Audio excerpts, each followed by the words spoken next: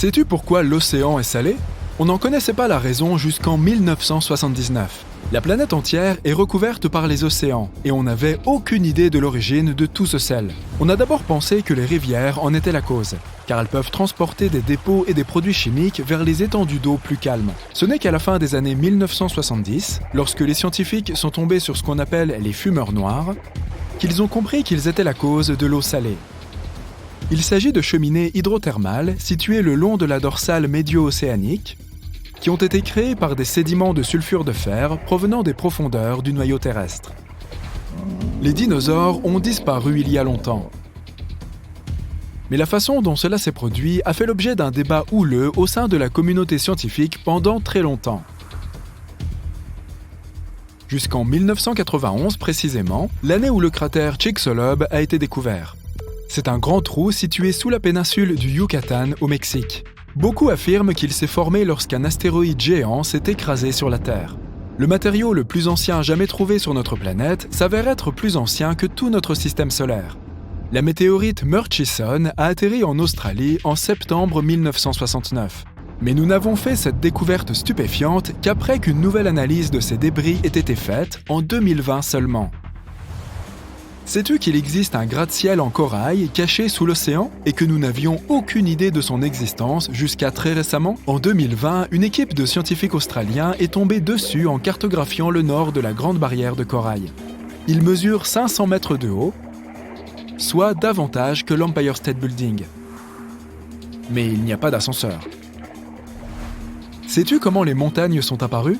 On ne l'a pas su avant 1966, et cela concerne aussi les tremblements de terre et les volcans.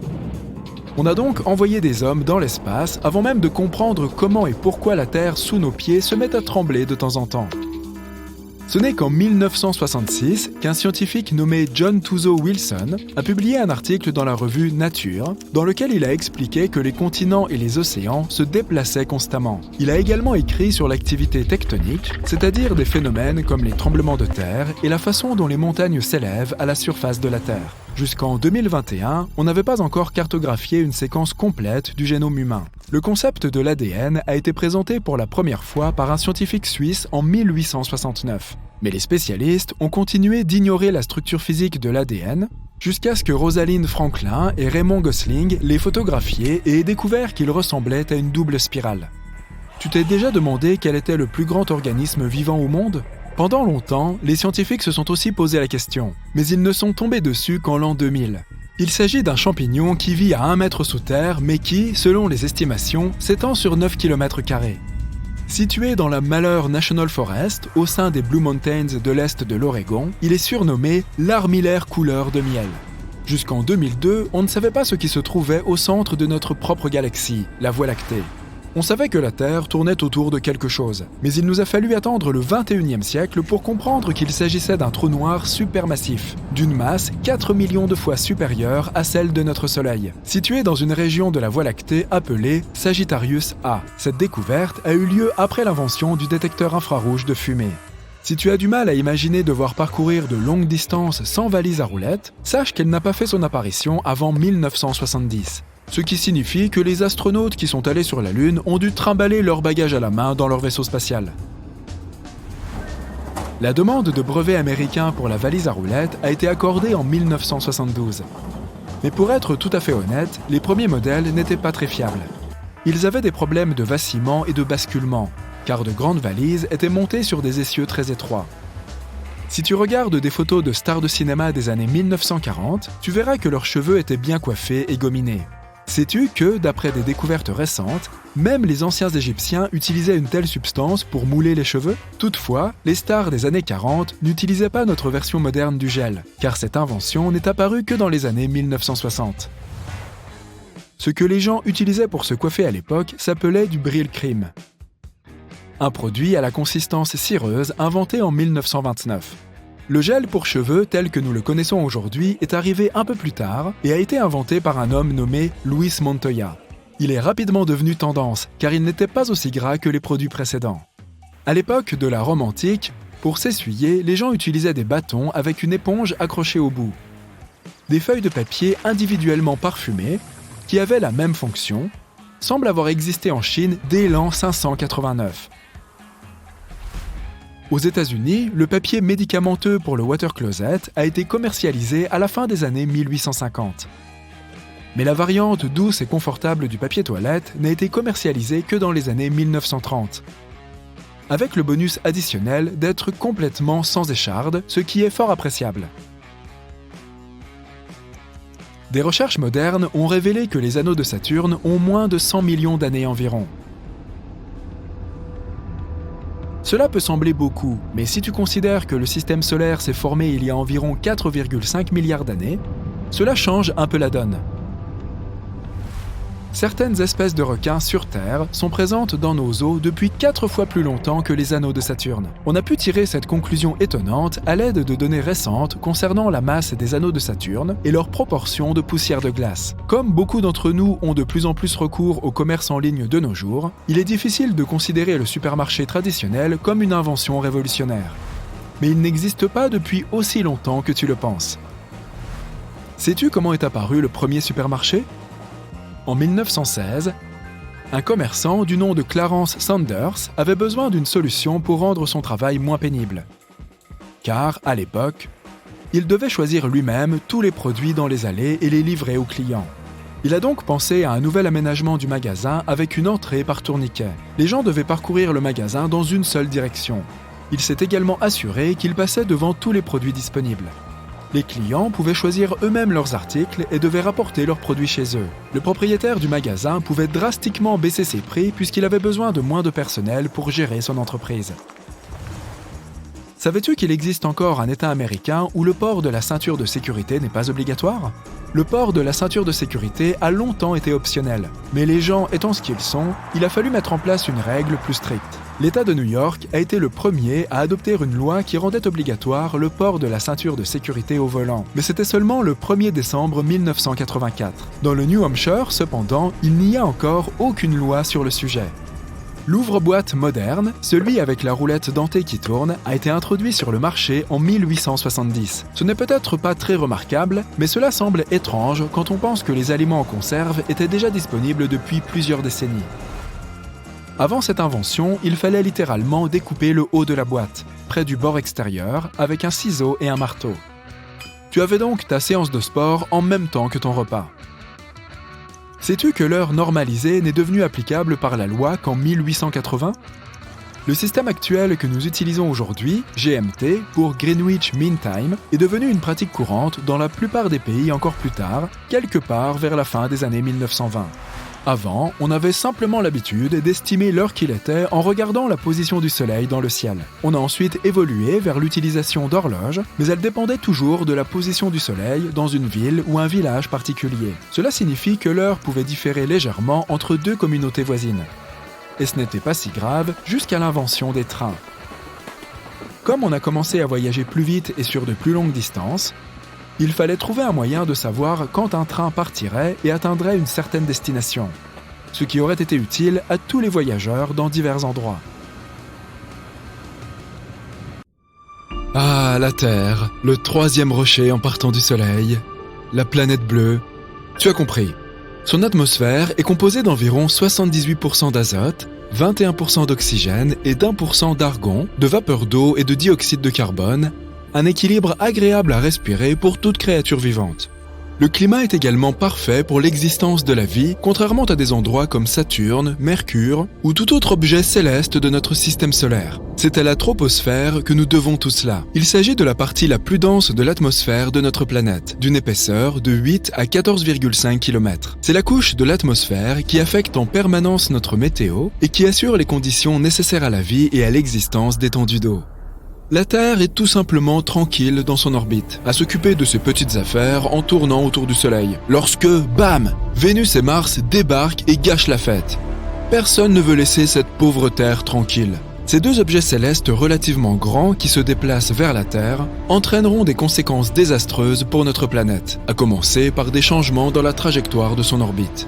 Les orbites des planètes dans le système solaire doivent maintenir un bon équilibre, afin que rien ne se détraque. Ainsi, si un objet de grande taille s'approche de la Terre, il fera dévier notre trajectoire orbitale. Les planètes tourneront les unes autour des autres, ce qui provoquera de nombreuses catastrophes naturelles. Cela affectera également le rythme de notre rotation, ce qui pourrait potentiellement la ralentir. Les jours ne s'écouleront plus comme avant, mais s'étireront. Les animaux qui dépendent de la lumière du jour devront réajuster leurs horloges biologiques. Les animaux nocturnes, pour leur part, devront également trouver un moyen de faire face aux longues nuits. Les humains se sont assez bien adaptés au rythme de 24 heures par jour. Le temps lui-même n'est qu'un concept humain servant à mesurer les choses. Nous aurons du mal à dormir et à nous adapter à des journées plus longues. Les animaux marins dépendent du flux naturel des courants pour migrer dans les océans. Avec Mars et Vénus qui s'invitent à la fête, ils devront probablement aussi trouver de nouveaux chemins. Les oiseaux qui migrent vers d'autres terres au cours de l'année seront aussi désorientés et ne sauront pas quoi faire. De manière générale, la température de la Terre augmentera et d'énormes vagues de chaleur, ainsi que des changements climatiques permanents auront lieu. Cela nous amène au problème suivant, la chaleur. L'augmentation radicale de la température transformera tout en un désert aride. Ce sera l'été toute l'année, sauf si Vénus est dans les parages.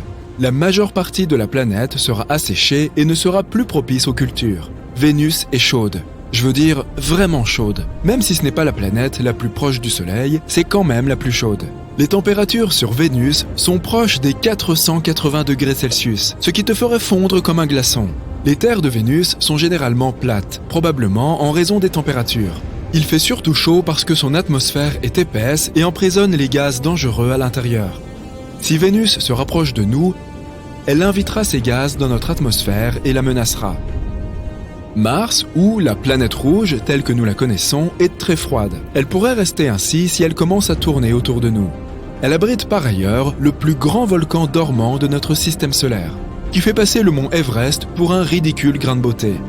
Avec une si grande instabilité, il pourrait bien se réveiller un jour et cracher de la lave en fusion. Mars a une atmosphère très fine qui rend la planète glaciale. Sa gravité est assez similaire à la nôtre, mais elle est en fait très froide et possède des calottes glaciaires au niveau des pôles qui sont recouvertes de dioxyde de carbone. Il en va de même pour Mercure. On ne peut y rester que le temps de retenir sa respiration et seulement pendant la courte période de transition entre le lever et le coucher du Soleil. Les trois planètes en orbite les unes autour des autres finiront par entrer en collision. C'est juste une question de temps.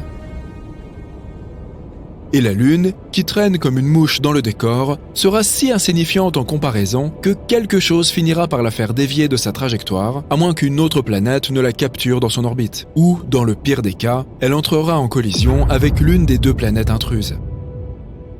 La Terre connaîtra des raz-de-marée sans précédent. Les deux nouvelles planètes qui tournent autour de la Terre provoqueront un déséquilibre majeur, qui rendra notre gravité incontrôlable. Chaque raz-de-marée sera plus grand que le précédent, lesquels finiront par recouvrir la terre ferme. De nombreuses petites îles éparpillées dans les océans seront complètement submergées. Les villes et autres villages côtiers deviendront l'habitat des poissons. Les pays plats, en général, auront besoin de bateaux pour s'y déplacer. Les barrages et les digues ne suffiront pas à empêcher l'eau d'entrer. Tout le monde devra migrer vers des terres plus élevées pour échapper aux inondations. Le climat étant de plus en plus chaud, les calottes polaires fondront comme de la crème glacée lors d'une journée d'été étouffante et contribueront à la montée des eaux. En quelques mois, l'Arctique tout entier sera complètement liquéfié. Mais attends, ce n'est que le début. La croûte terrestre s'usera en raison de l'instabilité de la surface de la Terre et des fluctuations de la gravité. Elle est probablement composée d'oxygène, ce qui signifie que nous marchons pratiquement sur l'air. Les tremblements de terre seront plus nombreux qu'auparavant et les volcans endormis sortiront de leur profond sommeil. Le ciel sera couvert de cendres, rendant les vols impossibles. Personne ne pourra plus voyager par la mer ou par les airs. L'importation et l'exportation ne seront plus qu'un lointain souvenir. Le climat général deviendra plus chaud, comme sur Vénus. Les trois planètes en orbite les unes autour des autres et leurs énormes masses pourraient même, sans le vouloir, inviter d'autres planètes et corps célestes à se joindre à leur fête. Et si Jupiter décidait de se joindre à elle ? Jupiter est la plus grande planète de notre système solaire. Pour t'en donner une idée, la Terre serait comparable à un raisin si Jupiter avait la taille d'un ballon de basket. Elle possède également la plus grande tempête que nous puissions observer. Il s'agit de la Grande Tache Rouge, un endroit 2 fois plus grand que la Terre, où des tempêtes semblables à des ouragans se produisent depuis des centaines d'années. Lorsque tu auras fini de regarder cette vidéo, tu peux t'attendre à ce que la tempête soit toujours là. Comme cette planète est énorme, la gravité doit y être assez forte. Elle a aussi beaucoup de lunes, dont certaines d'entre elles sont comparables à notre petite Terre. Il n'y aura plus le moindre espace libre parmi les planètes. Les lunes de Jupiter seront déviées de leur trajectoire et se heurteront à d'autres planètes alentour. Certaines de ces lunes pourraient entrer en collision les unes avec les autres, provoquant le déferlement d'énormes débris un peu partout. La gravité du groupe de planètes attirera des comètes qui entreront dans l'atmosphère et risqueront de s'écraser sur nous. Les niveaux d'oxygène s'épuiseront et l'effritement de la croûte terrestre se poursuivra. La couche d'ozone sera de nouveau percée, ce qui provoquera l'entrée dans notre atmosphère d'une grande quantité de lumière ultraviolette. Nous ne pourrons pas mettre le nez dehors trop longtemps sans équipement de protection ni réservoir d'oxygène. Notre civilisation changera radicalement. Nous vivrons tous dans des conteneurs abrités, qui fourniront un air pur et des rayons de soleil filtrés. Les abris seront suffisamment robustes pour résister aux fréquents tremblements de terre. Nous ferons pousser suffisamment de cultures pour subvenir à nos besoins, du moins jusqu'à ce que nous quittions la Terre. Comme ce n'est qu'une question de temps avant que les planètes n'entrent en collision, l'étape suivante consisterait à créer de grandes fusées pour nous faire quitter la Terre. Avec Mars, Vénus et Jupiter qui tournent près de nous, ce ne sera pas facile. Tous ces débris spatiaux nous empêcheront de sortir de la zone spatiale. Le seul endroit sûr en dehors de cette région sera à plusieurs millions de kilomètres, où il n'existe que des planètes isolées. Elles pourraient, ou non, réunir les conditions nécessaires pour accueillir la vie, mais les humains devront disposer de la technologie nécessaire pour atterrir sur n'importe quelle planète, pourvue d'une gravité similaire, et y construire les abris adéquats. Au final, Mars, Vénus, la Terre et Jupiter entreront en collision les unes avec les autres et se briseront comme des œufs, comme une grosse omelette spatiale, sans oublier les lunes qui s'écraseront et se briseront dans le mélange. Mais nous serons déjà loin, très loin d'ici là, enfin, avec un peu de chance.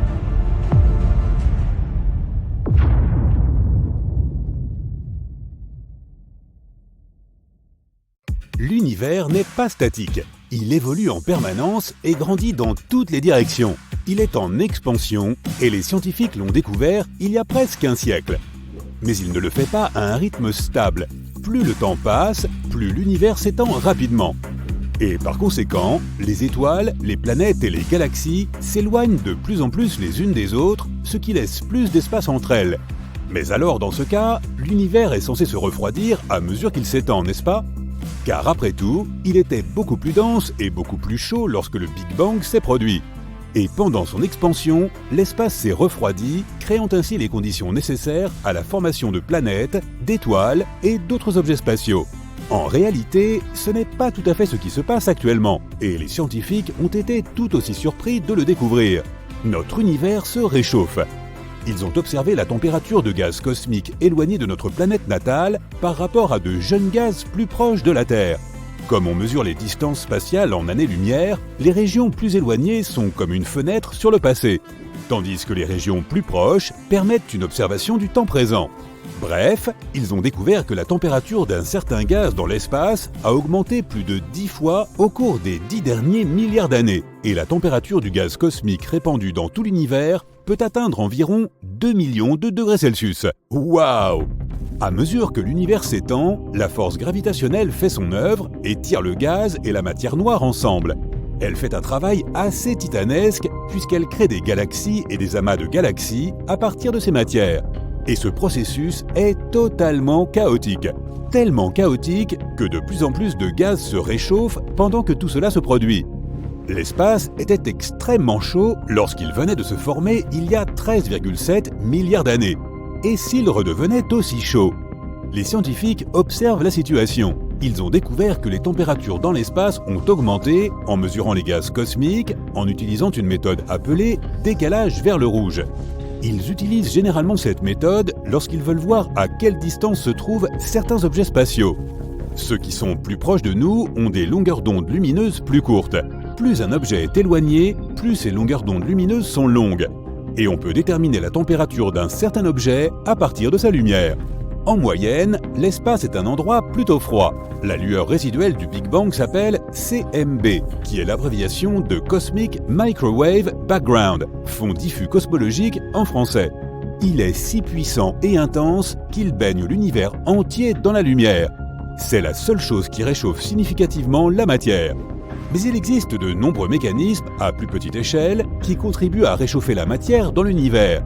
Et ils pourraient s'emballer si l'espace se réchauffe. Prenons les étoiles par exemple. Elles émettent un rayonnement qui affecte la poussière et le gaz à proximité. Elles rayonnent aussi dans l'infrarouge lointain. Lorsqu'une étoile est à son stade initial, le rayonnement qui en provient forme des structures protoplanétaires qui ressemblent à des disques.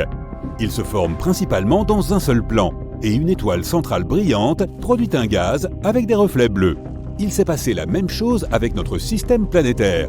Une forte énergie et des forces gravitationnelles ont provoqué des collisions, de la poussière et du gaz dans un tourbillon incontrôlé qui a formé des planètes. C'est pourquoi la plupart des planètes de notre système solaire orbitent dans la même direction. C'est aussi la direction dans laquelle ce tourbillon géant tournait il y a longtemps. Étoiles actives, galaxies en collision, cataclysmes stellaires, trous noirs, étoiles à neutrons, l'univers a tellement de sources d'énergie. Et lorsqu'on entoure la matière normale de l'espace d'un environnement aussi énergique, elle se réchauffe considérablement. Lorsque tu chauffes quelque chose, de l'énergie en rayonne d'une certaine façon. Dans la plupart des cas, les galaxies n'ont que quelques zones où les étoiles se forment, dans des régions où le gaz s'effondre. Une bulle qui entoure cette zone contient de l'hydrogène ionisé. Les 3/4 de notre Soleil sont constitués d'hydrogène. Grâce à cet hydrogène, le Soleil nous tient chaud. Dans son noyau, l'hydrogène se transforme en hélium et provoque une fusion atomique.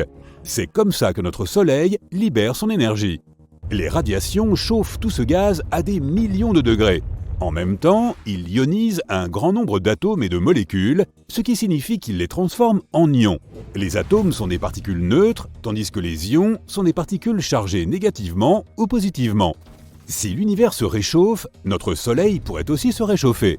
Si sa température atteignait 30 000 degrés Kelvin, il pourrait devenir suffisamment chaud pour ioniser tous les matériaux qu'il a précédemment éjectés. Et cela pourrait créer une véritable nébuleuse planétaire. Il s'agirait d'une nébuleuse en forme d'anneau qui se forme généralement à cause d'un gaz en expansion qui entoure une étoile vieillissante. Comme la température ne cesse d'augmenter, l'hydrogène s'ionise.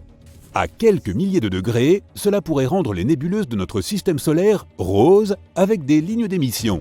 Notre Soleil pourrait arriver à sa fin s'il atteignait la température de 50 000 degrés Kelvin.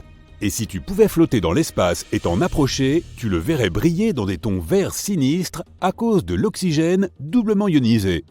Les phénomènes à haute énergie font en sorte que davantage de galaxies entrent en collision. Cela chauffe encore plus les gaz et finit par provoquer des émissions de rayons X. Maintenant, qu'en est-il des trous noirs et des étoiles à neutrons qui rayonnent ? Quand ils s'emballent, ils peuvent façonner des galaxies entières et qui sait quoi d'autre ? Peut-être aurons-nous aussi plus de masers. Ce sont des lasers naturels produits par notre univers. Ils apparaissent lorsque de grandes populations de molécules reçoivent de grandes quantités d'énergie. À l'heure actuelle, les scientifiques ont trouvé le maser le plus puissant, mais aussi le plus éloigné, et il est si puissant qu'il est plus lumineux que la lumière que produirait 6000 soleils, et ce, dans une seule ligne d'émission. Peut-être que nous découvrirons alors des masers encore plus puissants, dans le cas où nous serions encore là. Parce qu'à mesure que l'univers se réchauffe, le rayonnement cosmique devient plus fort, ce qui n'est pas une bonne nouvelle pour la vie sur Terre. L'augmentation du rayonnement cosmique pourrait nous nuire. Qui sait si la vie serait même possible sur Terre dans ce cas, ou si la puissante force gravitationnelle ne ferait pas s'écraser notre planète natale sur une autre. Mais peut-être que la vie telle que nous la connaissons ne disparaîtrait pas complètement. Ou si cela arrivait, elle pourrait retrouver sa place d'une manière ou d'une autre, peut-être dans un avenir lointain. Il est possible que notre univers puisse de nouveau accueillir la vie dans ses formes primitives. Cela n'a pas l'air très plausible quand on pense au chaos que le Big Bang a provoqué, n'est-ce pas ? Mais ce n'était que le début. Après que les choses se sont un peu calmées, les restes des premières étoiles ont formé des planètes telluriques. Dans notre système solaire, il s'agit de la Terre, Mars, Mercure et Vénus. Tu ne peux pas poser les pieds sur les autres car ce sont des géantes gazeuses. À l'époque, le rayonnement était assez intense, donc les planètes telluriques avaient un environnement adéquat pour se former, car il faut beaucoup d'énergie pour faire tourbillonner la poussière et les particules et cuire une planète à ce point. Cette période de temps coïncide à peu près avec celle où les premières étoiles se sont formées dans notre univers. Les anciennes étoiles étaient bien plus grosses que notre Soleil, mais elles vivaient moins longtemps. Elles ont simplement fini par exploser en supernova et elles ont laissé des métaux lourds dans l'espace qui les entouraient. Ce sont les particules à partir desquelles les planètes telluriques se sont formées. À l'époque, les radiations se répandaient dans tout l'univers.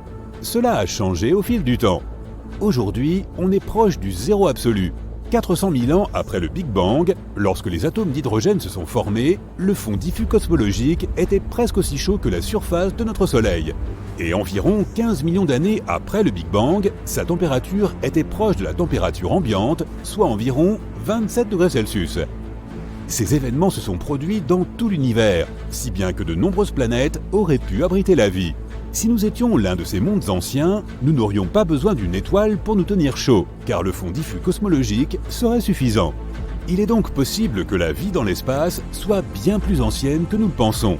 Il pourrait y avoir eu des mondes anciens avec de l'eau liquide à leur surface. Et s'il y avait eu des formes primitives d'organismes, comme sur notre planète natale il y a très longtemps, ou même des formes plus développées? Peut-être le découvrirons-nous un jour.